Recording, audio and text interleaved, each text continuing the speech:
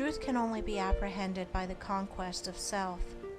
Blessedness can only be arrived at by overcoming the lower nature. The way of truth is barred by a man's self.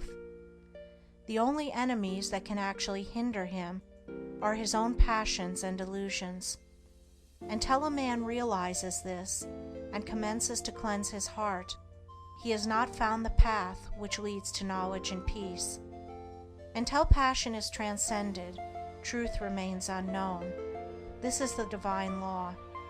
A man cannot keep his passions and have truth as well. Error is not slain until selfishness is dead. The overcoming of self is no mystical theory, but a very real and practical thing. It is a process which must be pursued daily and hourly, with unswerving faith and undaunted resolution, if any measure of success is to be achieved. The process is one of orderly growth, having its sequential stages, like the growth of a tree, and as fruit can only be produced by carefully and patiently training the tree, even so the pure and satisfying fruits of holiness can only be obtained by faithfully and patiently training the mind in the growth of right thought and conduct. There are 5 steps in the overcoming of passion, which includes all bad habits and particular forms of wrongdoing, which I will call 1. Repression, 2. Endurance, 3. Elimination, 4. Understanding, 5. Victory. When men fail to overcome their sins, it is because they begin to try at the wrong end. They want to have the stage of victory without passing through the previous 4 stages. They are in the position of a gardener who wants to produce good fruit without training and attending to his trees. Repression consists in checking and controlling the wrong act, such as an outburst of temper, a hasty or unkind word, a selfish indulgence, etc., and not allowing it to take actual form. This is equivalent to the gardener nipping off the useless buds and branches from his tree. It is a necessary process, but a painful one. The tree bleeds while undergoing the process, and the gardener knows that it must not be taxed too severely. The heart also bleeds when it refuses to return passion for passion, when it ceases to defend and justify itself. It is the process of mortifying the members, of which St. Paul speaks. But this repression is only the beginning of self-conquest. When it is made an end in itself, and there is no object of finally purifying the heart, that is a stage of hypocrisy, a hiding of one's true nature, and striving to appear better in the eyes of others than one really is. In that case it is an evil, but when adopted as the first stage toward complete purification, it is good. Its practice leads to the second stage of endurance, or forbearance, in which one silently endures the pain which arises in the mind when it is brought in contact with certain actions and attitudes of other minds toward one.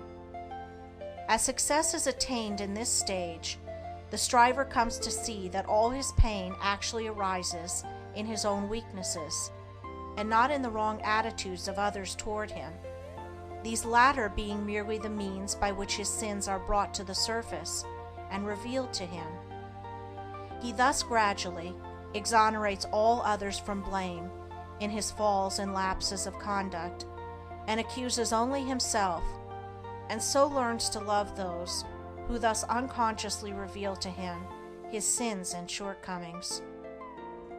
Having passed through these 2 stages of self-crucifixion, the disciple enters the third, that of elimination, in which the wrong thought which lay behind the wrong act is cast from the mind immediately it appears.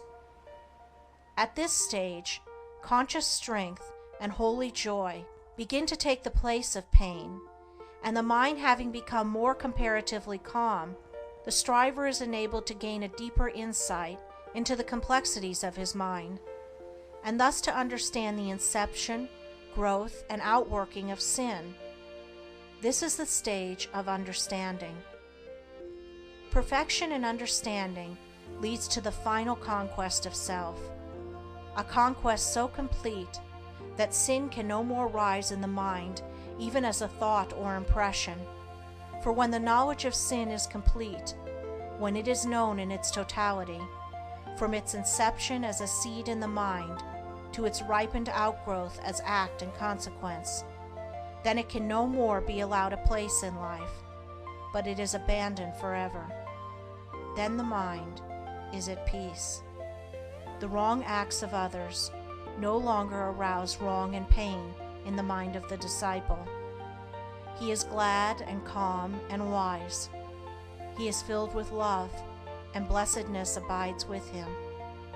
And this is victory. Chapter 18. Contentment in Activity. The confounding of a positive spiritual virtue or principle with a negative animal vice is common amongst writers, even of what is called the advanced thought school, and much valuable energy is frequently expended in criticizing and condemning, where a little calm and reasoning would have revealed a greater light and led to the exercise of a broader charity. The other day I came across a vicious attack upon the teaching of love, wherein the writer condemns such teaching as weakly, foolish, and hypocritical. Needless to say, that which he was condemning as love was merely weak sentimentality and hypocrisy. Another writer, in condemning meekness, does not know that what he calls meekness is only cowardice, while another who attacks chastity as a snare is really confusing painful and hypocritical restraint with the virtue of chastity. And just lately I received a long letter from a correspondent who took great pains to show me that contentment is a vice and is the source of innumerable evils. That which my correspondent called contentment is, of course, animal indifference. The spirit of indifference is incompatible with progress, whereas the spirit of contentment may, and does, attend the highest form of activity, the truest advancement and development. Indolence is the twin sister of indifference, but cheerful and ready action is the friend of contentment. Contentment is a virtue which becomes lofty and spiritual in its later developments, as the mind is trained to perceive and the heart to receive the guidance in all things of a merciful law. To be contented does not mean to forego effort. It means to free effort from anxiety. It does not mean to be satisfied with sin and ignorance and folly, but to rest happily in duty done, work accomplished.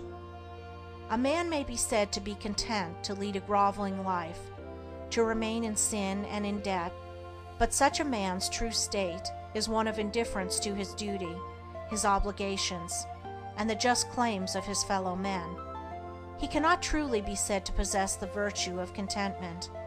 He does not experience the pure and abiding joy, which is the accompaniment of active contentment. So far as his true nature is concerned, he is a sleeping soul, and sooner or later will be awakened by intense suffering, having passed through which he will find that true contentment is the outcome of honest effort and true living. There are 3 things with which a man should be content. 1. With whatever happens. 2.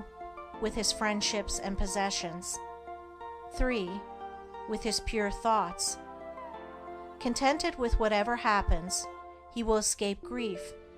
With his friends and possessions, he will avoid anxiety and wretchedness. And with his pure thoughts, he will never go back to suffer and grovel in impurities. There are 3 things with which a man should not be content. 1. With his opinions. 2. With his character. 3. With his spiritual condition. Not content with his opinions, he will continually increase in intelligence. Not content with his character, he will ceaselessly grow in strength and virtue. And not content with his spiritual condition, he will, every day, enter into a larger wisdom and fuller blessedness.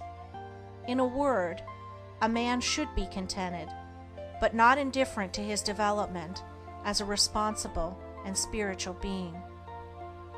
The truly contented man works energetically and faithfully and accepts all results with an untroubled spirit, trusting at first that all is well, but afterwards, with the growth of enlightenment, knowing that results exactly correspond with efforts.